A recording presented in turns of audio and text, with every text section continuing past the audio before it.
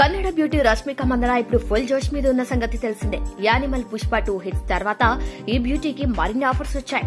తెలుగుతో పాటు హిందీలోనూ వరుస ఆఫర్స్ అందుకుంటూ ఫుల్ బిజీగా ఉంది.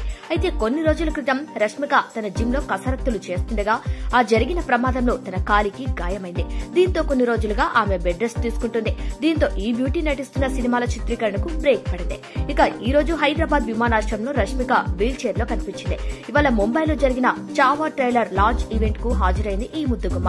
తన కాలు సహకరించినప్పటికీ ట్రైలర్ లాంచ్ ఈవెంట్ లో సందడి చేసింది. ఇక ఈ వేడుకకు రష్మిక కుంటుతూ వెళ్తున్న వీడియో ఇప్పుడు సోషల్ మీడియాలో వైరల్ గా మారింది. ఈ సందర్భంగా హీరో విక్కీ కౌశల్ ఆమెను చేత పట్టుకుని స్టేజ్ పై నడిపించుకుంటూ తీసుకెళ్లారు. ఇది చూసిన ఫ్యాన్స్ రష్మిక డెడికేషన్ చూసి ఆమెపై ప్రశంసలు కురిపిస్తున్నారు. విక్కీ కౌశల్, రష్మిక ప్రధాన పాత్రలు తెరకెక్కనున్న ఈ సినిమాపై భారీ అంచనాలు నెలకొన్నాయి. ఇక నిన్న ఈ సినిమా నుంచి విడుదలైన రష్మిక ఫస్ట్ లుక్ పోస్టర్ ఆకట్టుకుంది. తాజాగా చావా మూవీ ట్రైలర్ రిలీజ్ చేశారు మేకర్స్. లక్ష్మణ్ ఉటేకర్ దర్శకత్వం వహించిన ఈ సినిమాను ఛత్రపతి శివాజీ మహారాజ్ కుమారుడు శంభాజీ మహారాజ్ జీవితం ఆధారంగా రూపొందిస్తున్నారు. ఇక ఈ మూవీలో శంభాజీ భార్య ఏసుబాయి పాత్రలో రష్మిక నటిస్తుంది. ఈ చిత్రాన్ని ఫిబ్రవరి 14న ప్రేక్షకుల ముందుకు రానుంది.